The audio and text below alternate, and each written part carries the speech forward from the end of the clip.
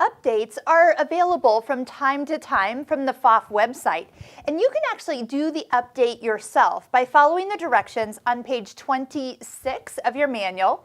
And when you go to Pfaff's website, you will be able to locate where the updates are. Just click onto the update area.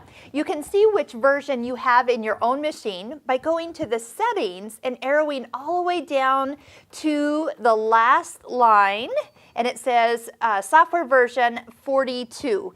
Now, if you don't want to do this yourself, because it will walk you through, the information online will walk you through putting that update on your USB stick, and then you do hold two buttons to get into the update mode, and those are highlighted here. So you hold those on the machine, follow the directions to restart the machine at the right time.